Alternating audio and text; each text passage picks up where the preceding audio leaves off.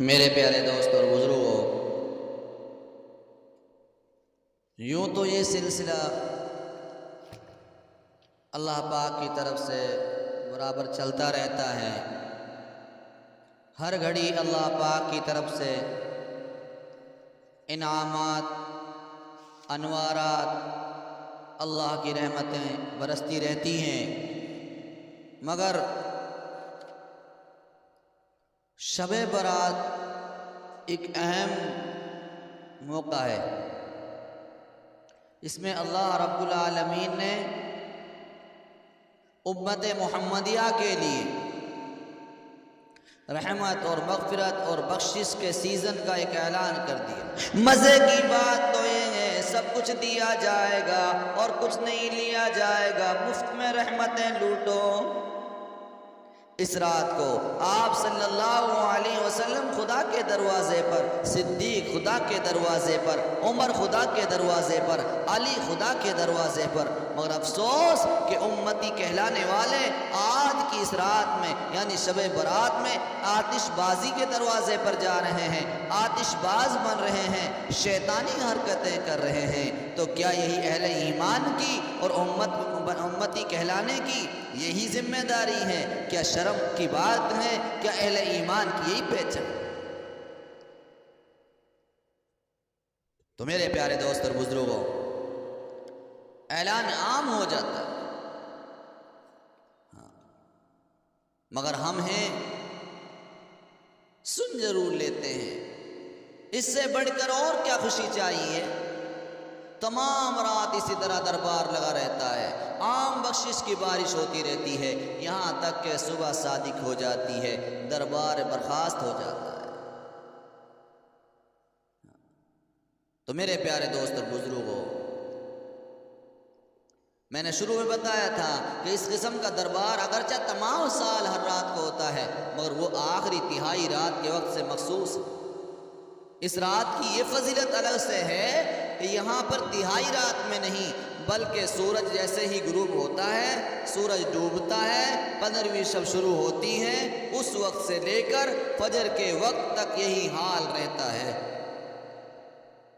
اب کتنے مبارک ہیں وہ لوگ جو اللہ کی رحمتوں کو لوٹ رہے ہیں، کتنے مبارک ہیں وہ لوگ جو اللہ سے اپنے مسائل حل کرا رہے ہیں۔ تو اس ماہ کے دوسرے خصائص میں سے ایک خصوصیت یہ بھی ہے کہ اس مہینے میں آئندہ سال مرنے والوں کا پروانہ حیات چاک کر دیا جاتا ہے۔ اس لیے بھی ضرورت ہے کہ اس ماہ میں خصوصیت کے ساتھ نیک اعمال کیے جائیں تاکہ زندگی کا فیصلہ ہوتے وقت وہ ایک نیک کام میں مشغول۔ محبوب کریم صلی اللہ علیہ وسلم سے حضرت عائشہ رضی اللہ عنہا نے پوچھا، آپ شعبان میں بہت زیادہ روزے رکھتے ہیں، اس کی وجہ کیا ہے؟ تو آپ صلی اللہ علیہ وسلم نے یہی جواب دیا کہ حق تعالی شانہ اس مہینہ میں آئندہ سال مرنے والوں کے نام تحریر فرماتے ہیں۔ میں یہ چاہتا ہوں کہ میری وفات کا لکھا ہوا پرچہ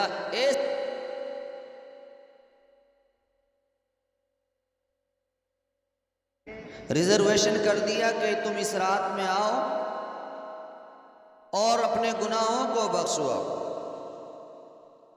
شعبان کی 15ویں شب کو قیام اور دن کا روزہ امت محمدیہ کے لیے انوکھا انعام ہے۔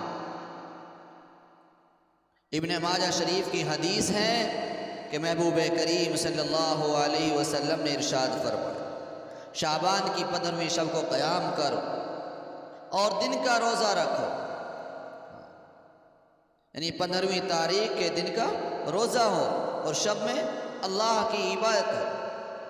اللہ تبارک و تعالی 15ویں شب کے غروب آفتاب کے بعد آسمان دنیا کی طرف تمام رحمتوں کے ساتھ متوجہ ہوتے ہیں اور متوجہ ہو کر آواز دیتے ہیں، کوئی معافی چاہنے والا ہے جو مجھ سے معافی مانگے اور میں اس کو معاف کر دوں، کوئی روزی چاہنے والا ہے، کوئی مصیبت زدہ ہے کہ جو مجھ سے مصیبت دور کرنے کے لیے کہے اور میں اس کی مصیبت کو دور کر دوں۔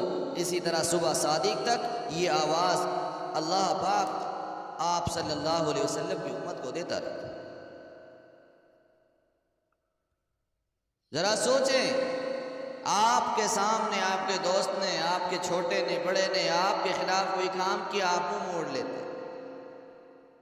مگر مالک کائنات، خالق کائنات اپنے محبوب کی امت پر کس طرح ترس کھا، کہہ رہے گناہ گارو دوڑو،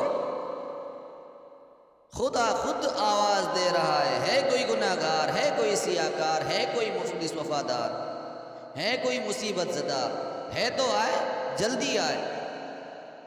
سال بھر گناہ گار مجھے پکارتے ہیں، آج میری رحمت گناہ گاروں کو بلا رہی ہے، آج میری رحمت کے اندر، آج میری رحمت کے چادر کے اندر کوئی آنا چاہتا ہے آ جائے، میری رحمت گناہ گاروں کے دروازوں پر دستک دے رہی ہے، گناہ لے کر آؤ گے تو معاف کر دیا جائے گا، رزق لینے آؤ گے تو دے دیا جائے گا، اولاد لینے آؤ گے تو دے دی جائے گی، جنت لینے آؤ گے تو عطا کر دی جائے گی۔ او دکانداروں، تاجروں، سنو، ہم سوچتے ہیں برکت نہیں ہوتی، کام نہیں چلتا، ہم چکر لگاتے ہیں، باباؤں کے پاس میں جاتے ہیں، پتہ نہیں کہاں کہاں جاتے ہیں، اور پھر کتنے گناہ کر بیٹھتے ہیں۔ اب مایوس ہونے کی ضرورت نہیں، اعلان ہو چکا ہے، پر ہوگا انشاءاللہ تعالی۔ اللہ پاک ہمیں بھی شب برات کی قدر نصیب فرمائے، اللہ پاک اس کی اہمیت ہمارے دلوں میں